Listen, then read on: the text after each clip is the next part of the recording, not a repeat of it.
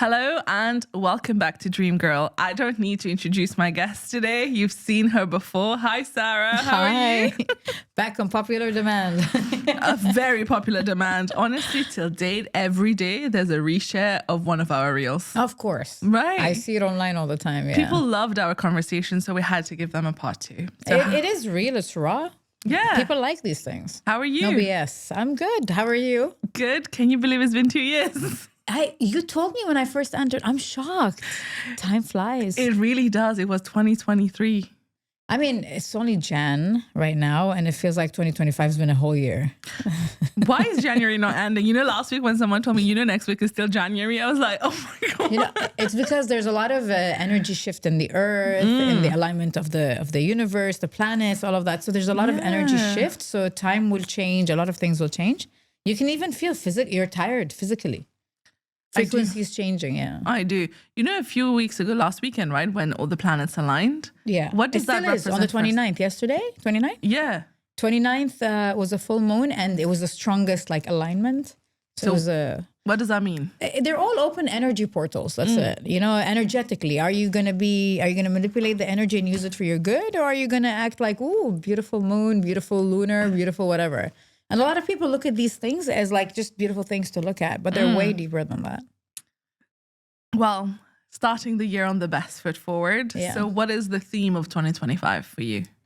The theme of 2025 is trust your intuition. It's the universe, bitch, I told you.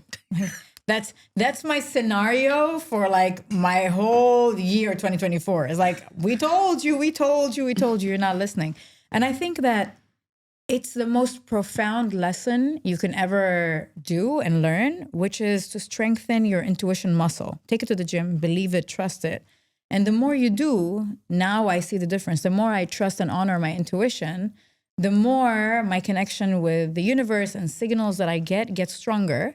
And it's more in my face. Usually it's a hint here and there. I'm like, oh, nice coincidence. And the universe is like, that's not a coincidence. That's an algorithm.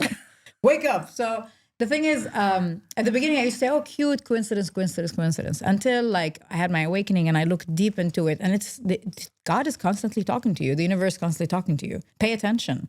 And when we first started, you asked a question. I answered it, and then the clock was 333, and I told you, see, the universe approves. And you're like, what does that mean? So a lot of people don't take it seriously, but if you take your spiritual magic or power and utilize it in a 3D experience, that's alchemy. But a lot of people are sleeping. They don't even know their purpose. They don't even know what their magic they have within. They don't know anything about their powers. So, but you can see a huge shift where people are waking up. Hopefully everybody wakes up. Yeah. Because it's beautiful to have this experience with a mindset of up there, very 5D spiritual soul level intelligence, but to understand that I'm on a human experience. So take that magic and mix it with this. Life is perfect. Manifestation is easy. Attracting is easy. So it's all the frequency you put within life that attracts the life that you're looking for. Okay, let's talk about this when you say manifesting is easy.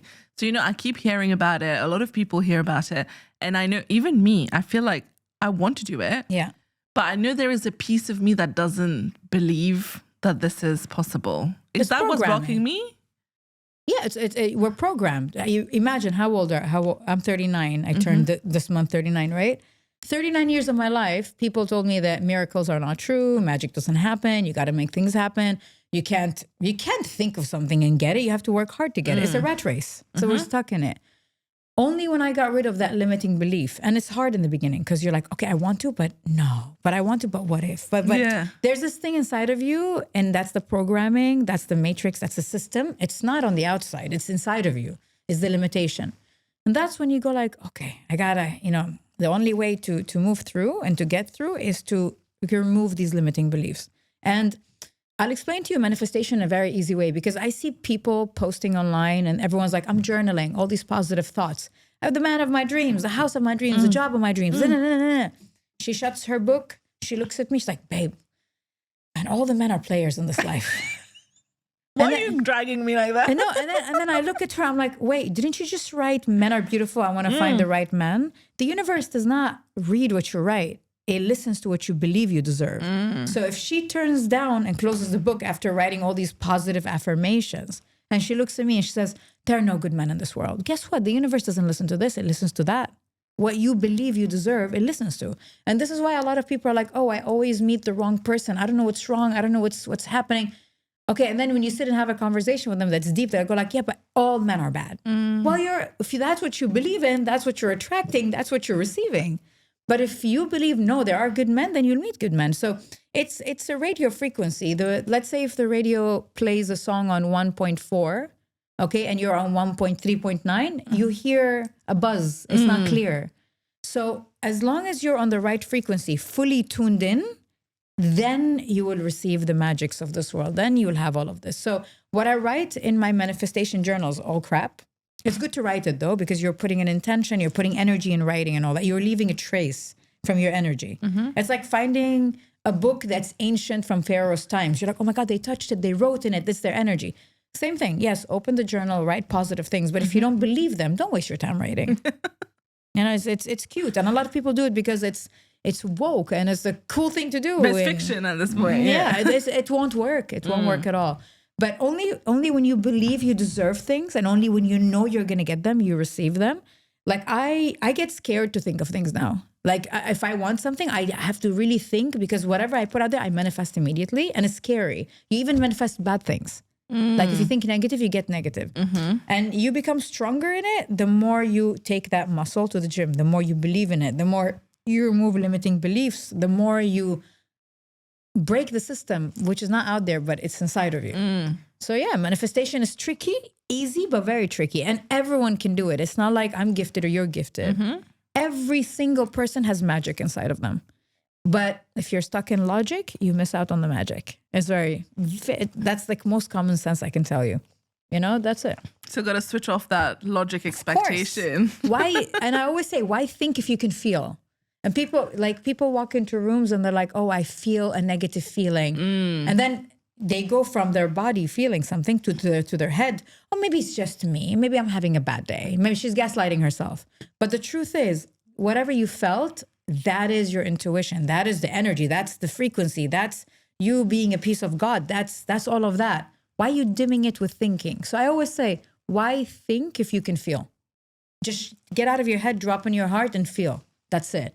And you don't need any explanation. It's as simple as that. Yeah. So energy is everything. It's undeniable. Yeah, I'm trying to switch that on where I know what I want and what I have. And I'm trying not to think, how do I get it? It's not my problem. The universe has to figure out how. No. No. Okay, so this is the trick, right? This is what a lot of people think. Yes. They think that I'm just going to sit and say, I want this, and the universe is going to bring it to me. That's not how it works. Okay. And in every religion, it's mentioned. In my religion, it says, it means God's telling you, you work hard, I work harder. So you cannot receive without working towards it. Yeah, you tie your camel first, right? Yes. So now the process of manifestation and getting what you want and all that is not sitting down and knowing exactly what you want. I want a blue Toyota Camry and a house on the beach and a bird, a parrot, specifically with yellow hair.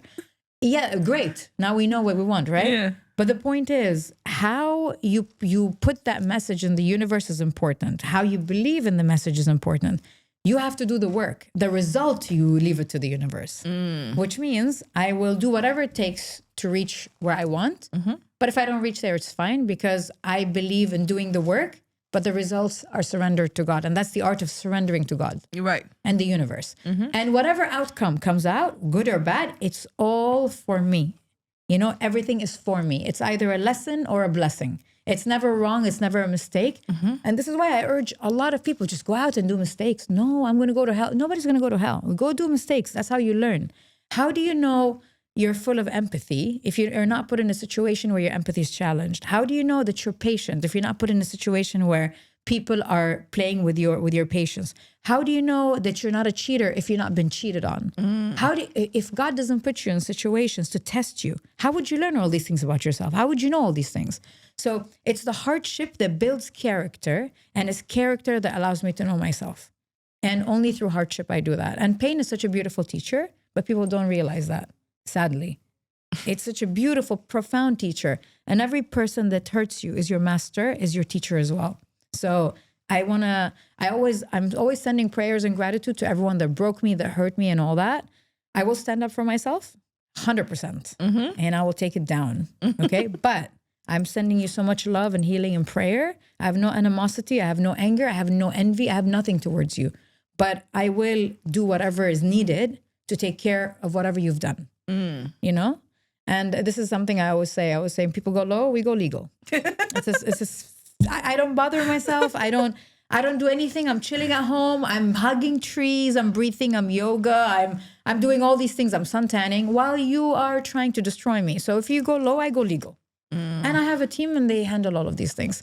But do I fight for myself? 100%, because that's part of healing. When you have an awakening experience, when you have a spiritual, profound experience, and you do deep, deep inner work and shadow work and healing, you realize that, you know, nothing bothers you. Like, these things should not bother you. What this person does to you, what they say about you should not bother you. I know myself. I love myself. I know what I can bring to the table. More than enough. Your external validation is not needed. Your opinion is not needed. Nothing. You don't need anything from the outside. You're so self-sufficient, right? But at the same time, it teaches you that I love saying it, I am peace, love, and light. But I will peace, love, and light your house on fire if you mess with me. And that's part of healing, because I'll tell you why. Imagine, a lot of people think that healing is, oh, love and light and forgiveness. Oh, they did this to me. I forgive them. I don't need to fight them. I don't need to stand up for myself. This is healing. I'm in a good place. Bullshit. This is trauma bonding, number one. This is people pleasing. This is avoiding confrontation. This is you not standing up for yourself because you want to maintain the peace on the outside. But you're okay with going home and having a war internally. What if I said this to her? What if I stood my ground and I defended myself? What if? This is an internal war, and you decided to have this instead of having that on the outside.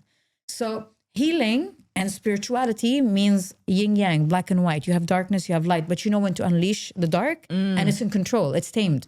So if you mess with me, I will definitely stand up for myself, because the old version of me that never stood up for herself, never loved herself, never respected herself. I wanted to people please. I didn't want confrontation. I didn't want to lose anybody.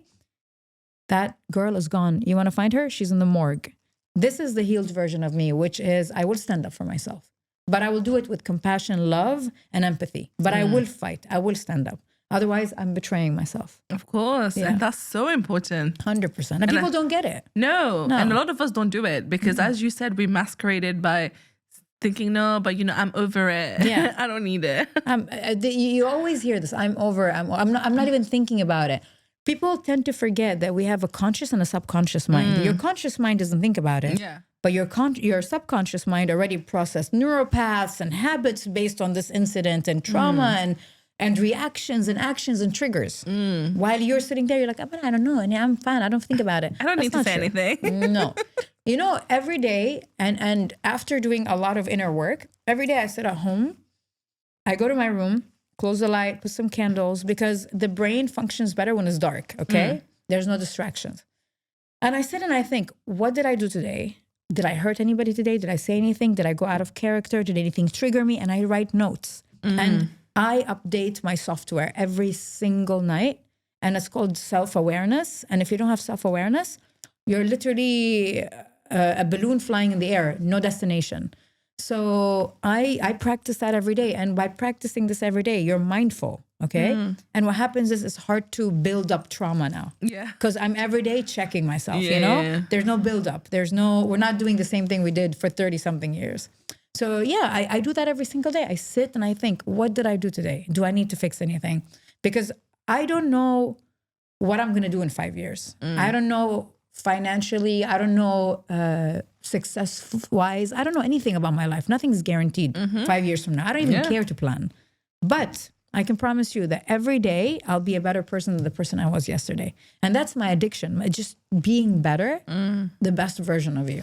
Yeah. And then that ripples in everything, in business, and it's crazy. The more I work on myself, the more I attract money. Because when you, even the limiting beliefs for manifestation, the more you take off blocks, you know, with healing, the more you are like, oh, I get it. Oh, I get it. Like you're connecting dots and lights and like, okay, now I get it. But it all starts with childhood. So you have to go way back. Always. Way back. Always. Yeah. Which is why when you say that, you know, you stand up for yourself, it's also standing up for that childhood version of you where you didn't stand up. Nobody stood up for that kid, right? 1,000,000%. Not only the child, your ancestors. Like as a woman, I'm standing out for every woman in my lineage. And if you do the inner work and you know, you end it with you, you know, it ends with me, the cycle. You are the new ancestors. Literally. You are the new lineage. You are, and everyone in your ancestors' lineage, they're praising you. They're thanking you for this because you decided to say it's enough. We come, especially like Middle Eastern Arabs, your part of the world, my part of the world. We come from culture that comes from generations of denial. Yes. Nothing happened. Did grandfather beat grandmother? No, he was a good guy. And everyone's pretending like nothing is wrong until that black sheep in the family decides to say it's enough. Yes. You know? And in every family, there's a black sheep. So if you're different, if you're unique, if you think differently, if you believe in things differently, you question. You question yourself, and then your family compares you to everybody. But the truth is, don't allow that to challenge or change you because you are the chosen one to take all of this down, you know, and embrace who you are, embrace the difference, embrace the change. You don't have to fit in. So every family has that, but it is a heavy duty and it's not easy. Are you willing to take it or are you willing to drop it? There's always someone else who's going to come out from that family that's going to try. But you want it to end with you or you want to pass it to your kids? That's the big question. That is the big question. Damn, that is a lot. And I think you've touched on so many topics here, right? And a lot of it has to do with us doing the inner work and standing up for ourselves. Yeah. While we're talking about this, of course, there's also all the external factors, all the relationships around us. Let's get into the meaty part of it, right? Of course, there's like romantic relationship, there's friendships. And I feel like recently, what I've been hearing from the past years, a lot of people are now struggling because once you do the inner work, as you said, you start seeing people through a new lens. You start to see your existing relationships in a new lens. What changes did you see mostly? Look, I'm not going to deny and lie. The healing process is hard, right? And it's not years and years of healing. Yeah. No, how determined you are. It's like building a house. The more cash you put in, the faster they build it, right? Yeah.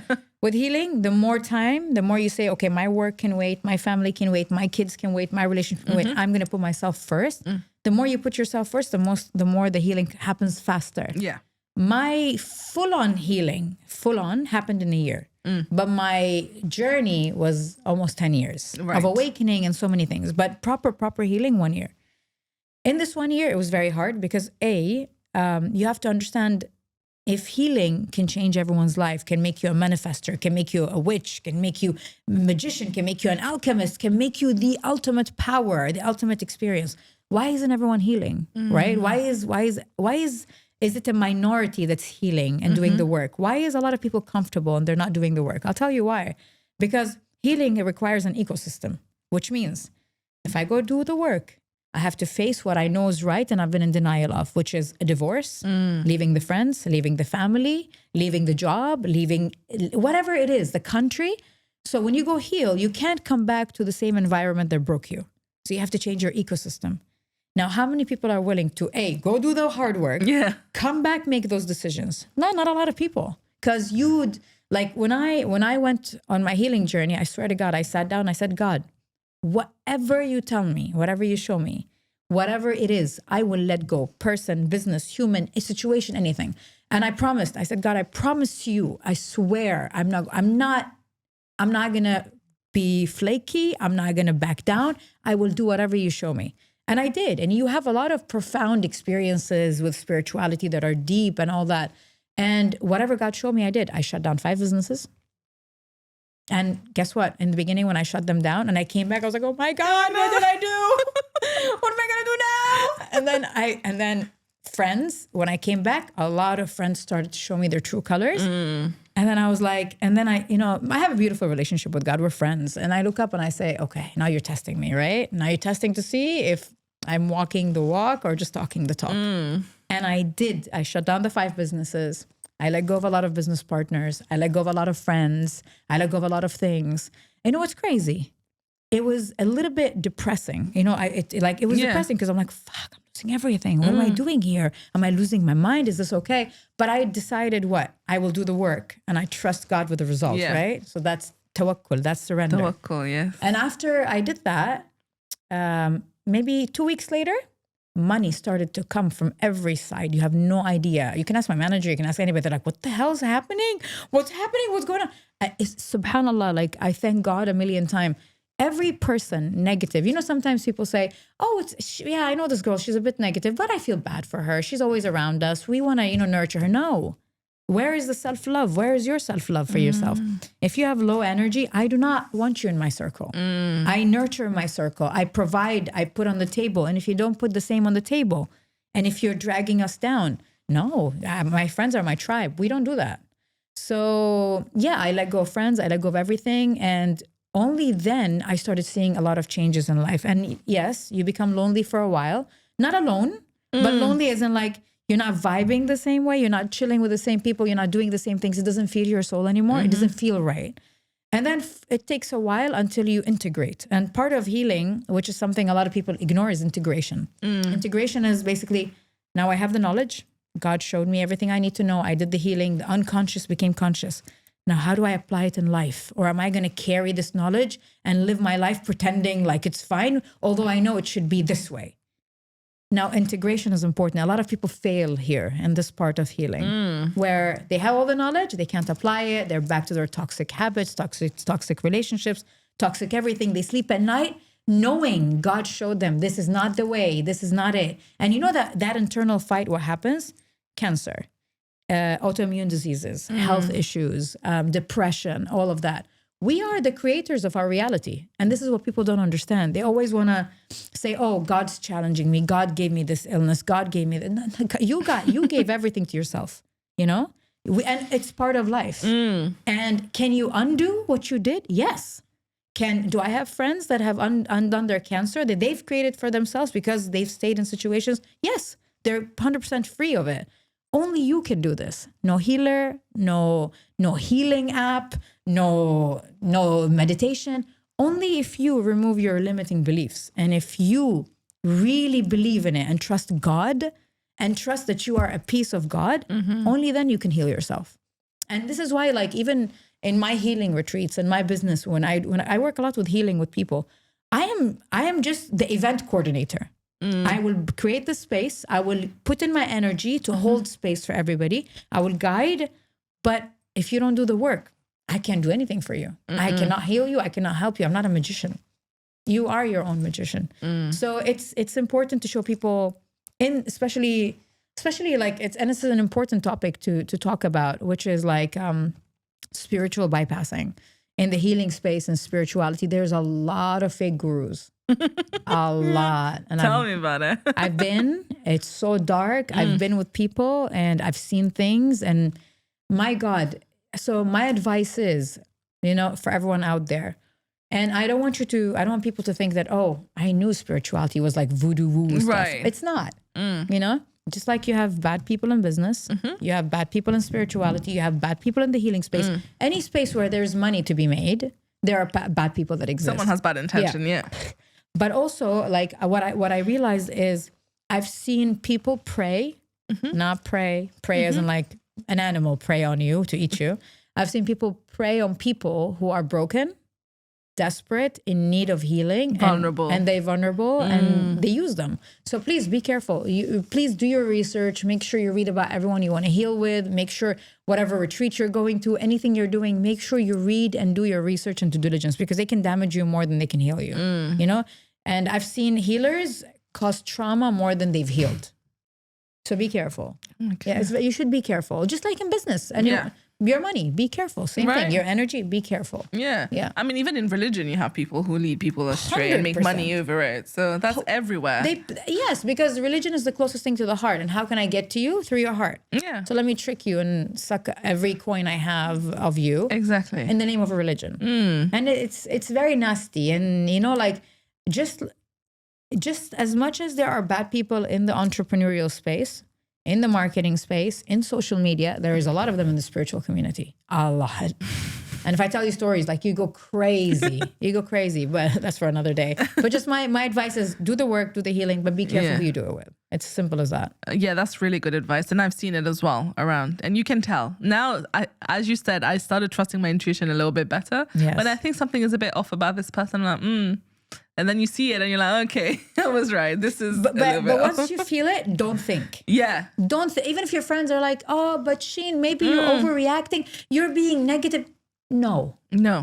I love you. We're friends. Respect me. Right now, I feel I'm off. Okay. Maybe the thing is, what people don't understand is that my experience, your experience, how spiritually advanced we are in this human experience is different, right? Yes. It doesn't mean I'm better than you or you're smarter than me or I'm smarter than you or I'm stronger than you. It just means that I'm on a level more advanced. Catch up, right? Anyone can catch up. But yeah, you reach a point where you will. When I used to tell people I feel weird about this person, my friends are like whispering in my ears, and I change my mind about him. And what happens is that's me disrespecting my energy, Literally. my soul, myself. No more. And if my friends don't accept it, it's fine. If to them I'm being negative, it's fine. I'm just telling them how I feel, and you're allowed to say how you feel. You know the number of times where I feel like something is off about this person, but no one else sees it. You're right. And you're like, but I can't even explain it. I can't put my finger on it either. But it's just this feeling. And then at some point it shows up. Yeah. And I'm like, why did I not listen to myself? So you have two choices. You said I felt something. Yeah. But I can't put my finger. So you have two choices, which is normal human behavior. You have these ones that follow their intuition, like, nope, we're not going in there. We're not eating there. We're not drinking there. We're out. Yeah. Blindly follow their intuition, which is beautiful. That's alchemy. Then you have the ones that, for example, okay, I feel weird, but maybe I can sacrifice an hour, half an hour. It's fine. I'm strong. I'm protecting myself. I got this. No one can affect me. That's ego. That is ego. That is ego. When you feel like you're undistractable, you're powerful. Yeah, I'm in control. I'm in control. You're not in control of anything but yourself. So right now in this situation, control your ass, get out of there. That's all you have to do. You don't have to control anyone or think of anybody. Why? And you know, some people go, and I get it. Some people, they will not trust their intuition. They want the universe or God to show them the truth. You have two choices. You want to trust your intuition or you want to go through the journey of learning. And believe it or not, whatever choice you make at that situation is the best choice for you. Because if you're still going ahead with the friendship or that person after feeling like this, it means there's a lesson for you to learn, and you're going to keep recycling until you pick it up, which is fine. Go do it. That's why my friends mess up a lot and they keep repeating. I'm like, and my friends like, we need to stop them. I'm like, nope. No, we're piano's playing in front of a cow right now, playing piano for a cow. She's not going to get it. She's not going to listen. She needs to do it on her own. We planted seeds in her, and that's it. You give common sense, but then you let them do whatever they want. Yeah. That's it. No, absolutely. But you also have the choice. Like, for example, I don't want you to think that, oh, just because your friends are in a dark place, you have to stick around from far away. Right. No. When my friend does not align with my values, my morals, my ethics, I cut my friend off. As simple as that. Respectfully, I can love you from far away, you know? I don't have to be in your life. We don't have to be in each other's life. And it's not love, light, and healing and spirituality to keep bad people in your energy field. Apology accepted, access denied. I respect you for who you are. I see you. I don't judge you, but I'm out because this doesn't match my vibration. And we're like mobiles. So we have just like a signal, just like Wi-Fi. If the Wi-Fi router is in this room, if we leave the room, the Wi-Fi is less stronger, right? When you're surrounded by wrong people, your signal to divine, your signal to your higher self, your connection with your soul is severed because there's bad frequencies affecting, you know? So only when you eliminate the bad apple, the other apples thrive. Otherwise, it affects you. So be ruthless, spiritually ruthless. I'm learning. You know, yesterday Yeah. I did it for the first time. So there's this person, especially when it comes to like professional relationships, right? I met this girl, and from the beginning, I felt like there is something off. Either she doesn't like me, or there is something, but her face is not saying that. Yeah. And then yesterday I was like, why am I putting myself through that? Like, it doesn't impact my work if this person is not around. I'm just going to take a distance and just not reply. As you said, access denied. I was like, that's it. I don't need to do anything. And I felt so relieved after it feels that. Good, right? Yeah. I know. It's because that's your soul telling you, bravo! For the first She's time. getting it for the first time. Your ancestors, your guardian angels are like, party. And it felt great. And I was like, this shows me that this is the right thing to do. As you said, now I'm a lot more aware of, if the vibe is wrong, the vibe is wrong. 100%. That's it. But also you have to have discernment, because sometimes, is the vibe wrong or am I being triggered by somebody? Because in the beginning, I was taught that whatever triggers you is wrong. After healing and doing the inner work, I realized whatever triggers me shows me something about myself that I need to heal. Of course. Yeah, 100%. It's not their problem. Whatever they're doing is wrong, but that's not my problem because I have no control over them. But why is it triggering me? I can just watch and ignore and say, I don't care. I don't like it. It's fine. But when it triggers you and it ignites something in you, it's something you have to work on. So discernment, not judgment, discernment in situations like this is important. And this is what I do. When I feel something, I go inside, I go like, okay, am I triggered? And I ask my body, am I triggered or am I feeling something? And I swear to God, you get an answer right away.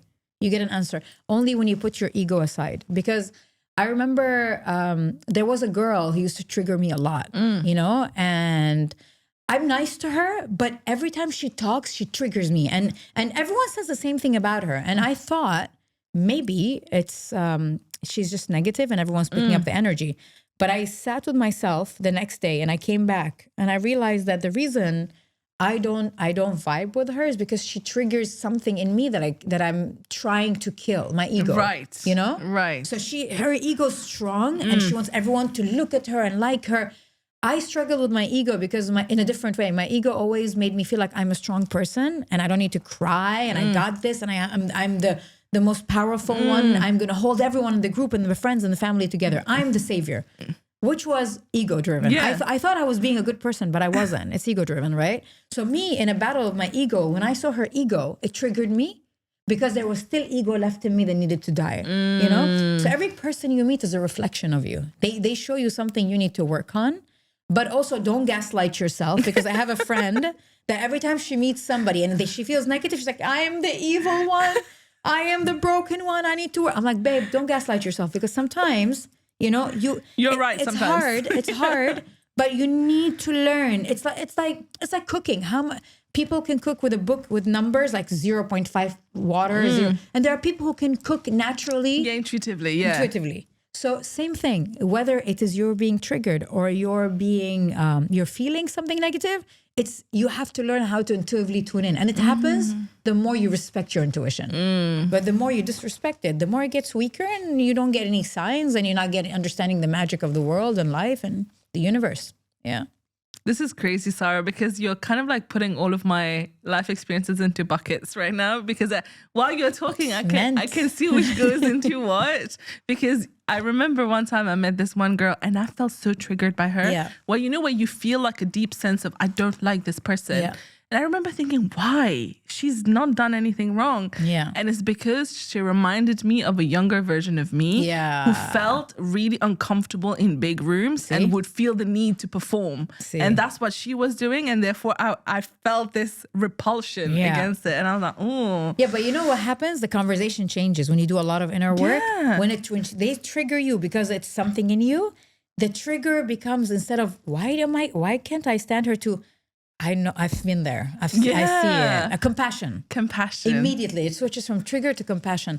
And it's not a magic trick. It's not something I can show you on a website or a YouTube tutorial. It's something that comes with doing a lot of work. And a lot of the things that I might tell you now might not make sense, but later on you go like, oh, she did. It clicks. I get it, right? But also you said something important. You said, I'm saying things and you're boxing things in your life, right? But right now, what you did is something dangerous. You made the unconscious conscious, right? So now it's a choice. everything from today, leaving this office, you do about the things you're putting in the boxes are a choice. So you're choosing. It's not patterns, it's not habits, it's not unconscious, it's conscious. It's very so conscious. Now what are you going to do about it? See? That's why a lot of people don't go to do the work, because it's not easy. But once you do it, like now, you're on autopilot. It's easy. My God, you don't get triggered. You're happy whether money comes in or not, whether you're successful or not. It's like you understand the deep meaning of life. And that's what spirituality is. Everything else, work, business, entrepreneurship, it's just experiences, fun experiences for us to grow and learn in life and create and co-create. Money is the most beautiful energy for creation, you know? But at the same time, spirituality is not that. It's using that to have fun. Great. But what are you doing? Who are you? What's your purpose? Did you remove your limiting beliefs? Did you? So yeah, it's not easy. It's healing is for everybody, but not everybody's for healing. Absolutely. Yeah. But clarity is so important, right? Because I feel like the time I feel more anxious about anything, about people, is because I'm not clear on what I should be doing. But for example, I'm just carrying them around because I'm like, we have history. They haven't done anything clarity wrong. Of where people stand in your life? Clarity about where I stand. You know what? As you said, when we've done the healing, some people need to go. Yeah. But when I don't have that clarity of these people need to go, I'm just hanging around with them. Okay, so in the balance. Well, this you're not listening to yourself. If your friend calls you and tells you, "Hey," and you've done a lot of work and you're in a phase where you're confused about your clarity. Where am I going? What am I doing? Okay, now I remove the trauma. Who am I? And that's after healing that agnostic stage where you don't know what's happening. You're confused. You're lost. You're alone. You feel depressed, but you're happy. But you're not. You're content, but you're not. But you have gratitude, but you're not. That's the most beautiful phase, because that's when self-love enters the room, you know? And that's when you understand that self-love is not traveling, going to a spa or buying the latest bag. It's self-love is what I'm doing right now. And when you listen to yourself, it's very easy. When your friend calls you and it's like, "Hey, we're having a birthday party. You want to join us?" Take a minute, feel it. Do I really want to join? No, babe, I can't. Why? What are you doing? Honestly, I don't feel like it today, but I'll definitely make it up for you guys. You don't even need an explanation. You don't need to lie and explain, and, "Oh, my mom's sick, my dad," make up lies. You're making up lies to hide the truth of what you want to do. How does that make sense? Lying to people because the truth might hurt them. When did this programming happen to us? And we've been living like this all our life. Just, "Babe, I'm not feeling it. I'm not feeling good." And if your friends love you, they'll understand. Yeah. But this is listening to your body. It's when you feel like it's a no, it's a no. When you feel like I don't want to go, I don't want to go. When you feel like I need to be alone, I need to be alone. When you feel like I don't want to talk to anybody, I don't want to talk to anybody.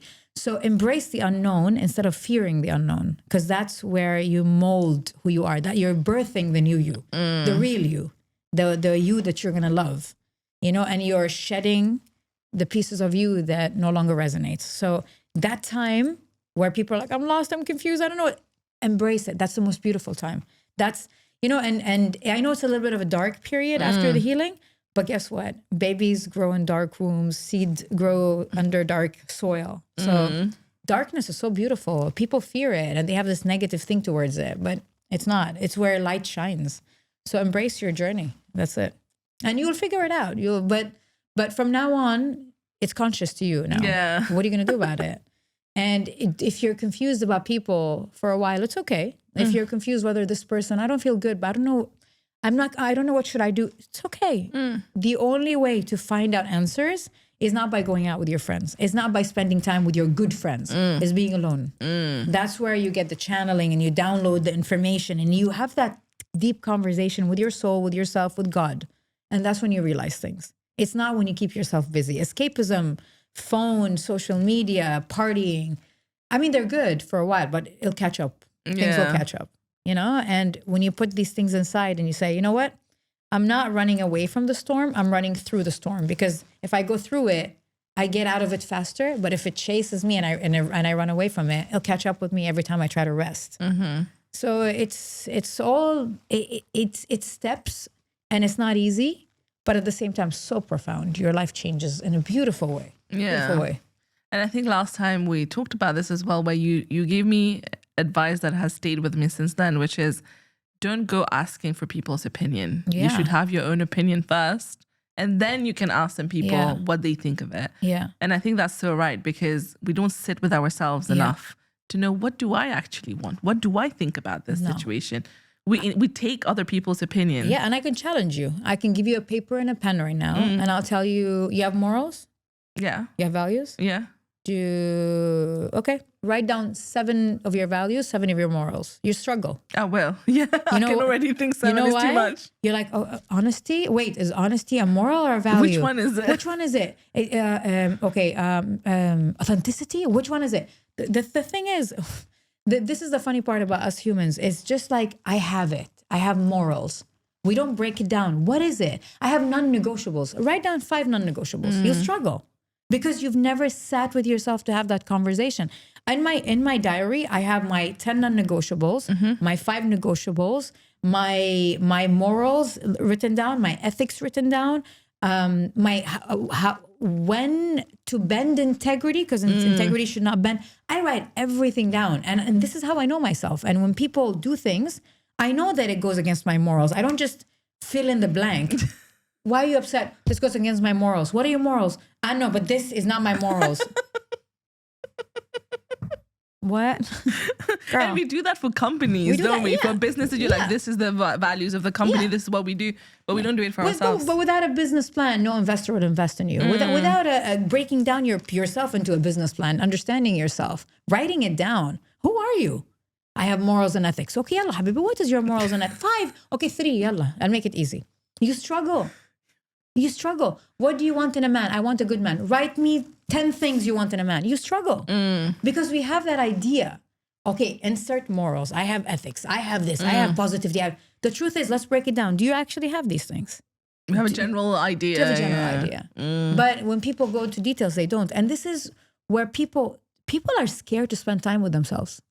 You know, and they're scared of being alone. But that's when magic happens. That's when God speaks to you. That's when you see God. That's when you connect with your guardian angels, with your ancestors. You connect with everything in life. The universe has an algorithm. If you go on Instagram and I open my Explorer, you can know who I am by my Explorer, right? If it's naked guys and dudes, you know what I'm doing all night long, right? Yeah. If it's abs, you know what I like, right? But mine is spirituality and podcasts. It's an algorithm because that's what I like. That's what I want to see. So without me telling Instagram brings it to me. What do you think the universe is other than an algorithm? You tap in, your intention, I want this, it goes up there, it comes back, it brings you back. Same as AI. The universe is a miracle machine. Use it, abuse it for yourself. You know, that's it. And people don't know how to manipulate energy. And God's trying to teach us in every religion, every prophet try to show us this. Nobody wants to see their own magic, their own powers. Yeah. Sadly. We're so lost in here. Yeah, we're lost in this organ that is supposed to be not your master. It's supposed to be your servant. When you can control it, exactly. My soul controls my mind. Not my mind controls me. Hell no. And, you know, the best way to look at the brain is to think of the brain as, okay, let me put it for you metaphorically. You are the sky and your thoughts are the clouds, okay? When thoughts come to your head, just like the sky watches clouds move, your thoughts don't define you. You are not your thoughts. Your thoughts are a result from your brain being a machine that stores information subconsciously, consciously, processes things all the time, 24/7 processing information. So just like a computer that knows your habits, knows what you're going to do and everything, same thing as your brain. It's a processing machine, right? But when I react, when I answer, when I get triggered, this is my brain already with neuropaths that are created since I was a kid, processing information. Here's your reaction. There you go. Ta-da. That's not who I am, though. That's an accumulation of information. That's data, right? So only when you understand that you're not this body, your soul. This body is your car. Use it. Use the machine.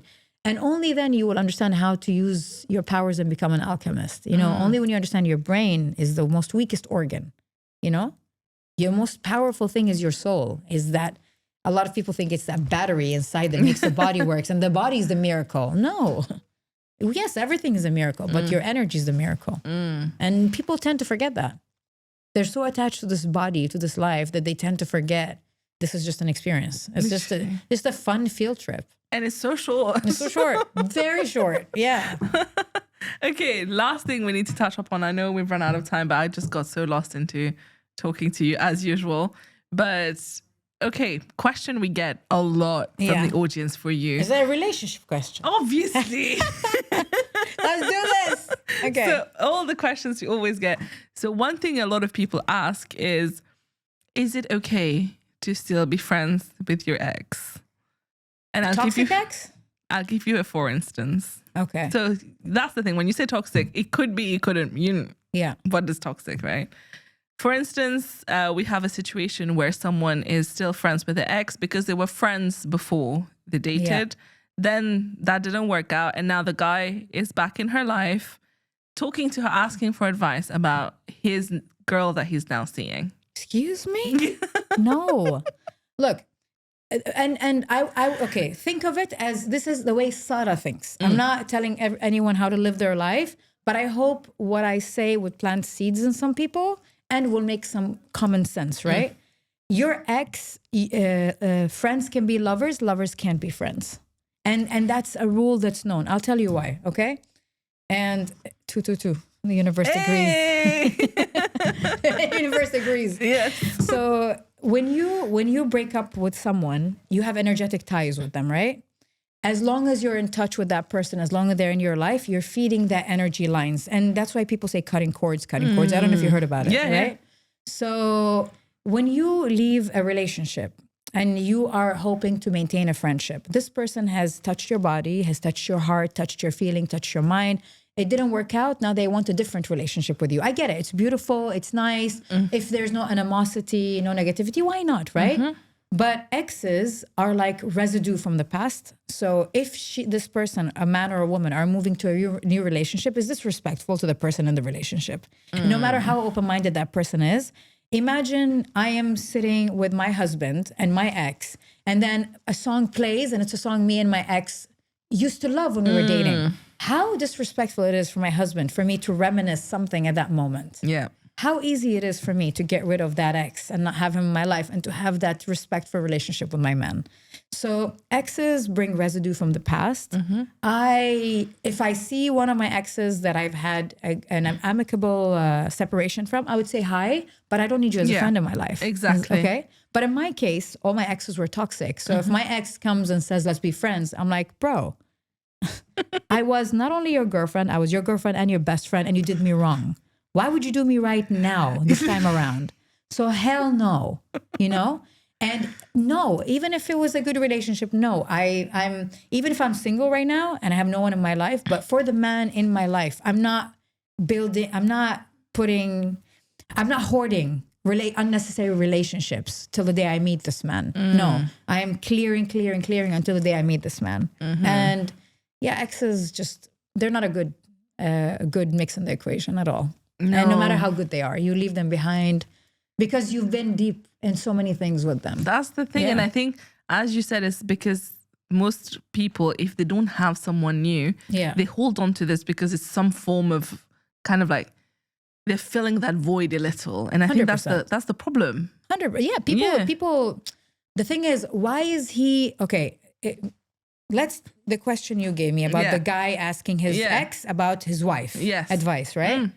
Number one, he has zero common sense, zero emotional intelligence. Why would a real man, a divine man, call his ex to talk about his wife, knowing this will hurt his wife and this will hurt his ex because his ex might still have feelings for him? Literally. What a selfish man. Please, and I know that a lot of women would say, but he's so sweet. After all these years, he's calling me. He loves his wife, but he trusts me and he trusts my advice. No. Wake up. He's disrespecting you, disrespecting himself and his wife. You don't need to give your ex advice about his wife. There's advice all over the internet. There's thousands of podcasts. There's doctors, there's therapists, there is whatever this person wants to do, can do. But don't be part of this because you're an accomplice, And I don't care how cute you think it is. He doesn't call you because he trusts you, babe. He's throwing a bait for you to keep you in the background just in case. And Yeah. a lot of men and women do that as well. Oh, yeah. To men. And this is not just something that we're not just attacking men over here. No, Women do this very profoundly as well. So yeah, just no. Keep your exes in your past. Don't cheat on your future with your past. Ever. They belong somewhere. Chapter finished. Closed. No, don't read your books backwards. And that's why a lot of people are like, oh, they always come back, and then people get really excited when an ex comes back. And I'm like, why? Why does, okay, whenever an ex comes back after him messing around, dating, being with other people and stuff, like he comes back to you. It's like, okay, so after tasting so many things, trying so many girls, being with so many girls, sleeping next to so many girls, now you want to come back to me? No, it doesn't work that way. You leave the food, it goes cold. That's it. I'm cold. So don't be an option. Don't be an option. You were never made to be an option. And don't cross oceans for people who won't get their shoes dirty in a puddle to cross for you. Don't. Exes remain in the past for a reason. I mean, if Ben Affleck and Jennifer Lopez weren't the biggest example. Actually. I mean, how many people romanticize this? Oh my God, after 20 years, they found each other. Love always finds a way. What's meant for you will never leave you. End of story. Stop romanticizing old stuff. It doesn't work. Yeah, I saw this reel on Instagram where the girl said he just came back to check if you're still stupid, and you're telling him, yes, you are still stupid. Yeah, he's still coming because he knows how to manipulate, how to press your buttons. You want to see if he still has the authority with you. Exactly. Change the locks, change the keys, change the address. No, you don't need them. And it's not like a lot of people go, but they're nice. My ex is nice. We have a great relationship. He's respectful. Yeah, but if that ex leaves the friend group doesn't fall down, right? You don't need them in your life. And as sad as it sounds, unless you have children with them, then you have to co-parent, you have to meet. And I get it. But other than that, it's unnecessary. Absolutely. Unnecessary drama. Absolutely. So advice on the dating scene. What advice do you have for women? Because right now, I'm sure you know, people keep saying, it's so hard. I can't find the right person. I keep putting myself out there. Yeah, I know that. I'm just saying what people say. And what advice do you have in terms of how to wait with more grace? How to wait? Okay, if a woman complains that she's always meeting the wrong people and the dating scene is bad and all that, she's looking for the right one. So the real question is she the right one? Oh. Did she do the work? Did you do? Why am I, if I'm attracting this, it's because I'm vibrating on the same level. If he's a broken man, if he's a toxic man, I am vibrating. It doesn't mean I'm toxic, but it means this is familiar. I might have had it in my childhood. So familiar chaos feels better than boring peace or unfamiliar peace, right? So this is the thing. The thing is, like, you would go to toxic things because you've experienced toxic things in your life. It doesn't mean you're toxic. It doesn't mean you're a bad person. So a lot of people don't like to accept it. When I say you're attracting, you vibrate low, you attract low. She's like, but I'm not like this man. He beats me up. He this. I'm like, did your dad beat you up? She's like, yeah. I'm like, you're repeating. You're attracting your father because your father was supposed to be your home, your savior. And if your father hits you, it means it's okay. So you're looking for a man that hits you because it's familiar chaos. You're broken. You're attracting a broken man. Simple as that. So my first thing for advice is, if you're looking for the right one, are you the right one? Are you doing the work to be the right one? Are you showing up as the right one? You can't demand things while you're not in the right space. You cannot attract something up here while you're vibrating down here low with your trauma, with your pain and all that. Just because you think life is great and I don't feel anything, it doesn't mean there isn't anything there that is pre-programmed in your subconscious. So that's the first advice. Second advice is, don't look. Don't look for a man. Don't look for a woman. They come when you're not looking. They come when you're content. They come when you're fulfilled. They come when you have abundance. They come when you don't need them. Because they're not supposed to be there for you to need them. They're supposed to add value on top of what you already have. I'm a whole. Okay, I have abundance. A man does not complete me. And I do not complete a man. But if a man can add more to me, yes, I want that. If a man takes from me, I don't want that. But am I empty? Do I need a man to fulfill a relationship? No. So waiting gracefully, don't allow society, age, your eggs, your ovaries, or your grandmother, or your neighbor, or your mom. Don't allow that kind of pressure to make you run towards a decision you regret later and to settle just because you want to tick the box. And I don't know who wrote the book of women should be married by this age, pregnant by that age. It's just, this is all culture. This is all societal expectation and habits. And what is culture? It's man-made. It's peer pressure from the grave. So these bunch of guys came and did rules for us and left, and now we're still satisfying them. No, there is no age for marriage. You're never too old. You're never too young. Do whatever you want. Get married. If it doesn't work, get divorced. If you want to wait, wait. If you want to do this, live, do mistakes, learn. Allow yourself to go out there, because only with mistakes we learn. I love that. Yeah. And we've run out of time now. But what's your parting message? My what? Parting message. Final advice for everyone. Parting message is I will leave you with a piece of advice, and it's a beautiful quote by Rumi. I love Rumi. Like, the most spiritual soul I've ever seen. His words are beautiful, and he always says, that's my favorite quote. He says, between what's right and wrong, there's a garden. I'll meet you there. And which means that it doesn't mean I'm right. It doesn't mean you're wrong. There's somewhere in between, which is a beautiful garden. Let's meet there, where we agree to disagree, where we can accept our differences, where we don't judge each other, where you can be you, I can be me, and we meet in between, and no one is right, no one's wrong. And if you take this, in the beginning, when I heard this quote, I was still at the beginning of my journey. I didn't get it. I was like, oh my God, that's so nice. No judgment. Now, after doing the deep healing, going deeply in the core of healing, now I get what he means. He means that we can meet each other in somewhere more beautiful than my side or your side. And that's what people tend to forget, where compassion, empathy, and sympathy is. And my advice is just, if you've ever meet or see or feel anything different, or a person that's different, instead of fight or flight, either running away or fighting with it, accept it. There's room for love. And when there's loving and when there's no judging, there's room for loving, you know? So that's all I'm going to say. Just because things are different and they don't look like you, they don't act like you, it doesn't mean they don't belong. We all have a free will. We have the right to live. We have the right to practice. That was beautiful. As always. I love you. I love you too. Thank you so much for being here and for learning from you. I feel like we could go on forever. Oh yeah, me and you? Yeah. That's why I love to come back. I feel like me and you can go on and on Literally. and on. We'll do a part 3, hopefully not in 2 years. But how beautiful that in this podcast, you got to experience what I said, which is the numbers. Yeah. That's beautiful. It is, because can't deny it anymore. Can't deny, you know. But thank you so much for having me. Thank you for being here. Pleasure.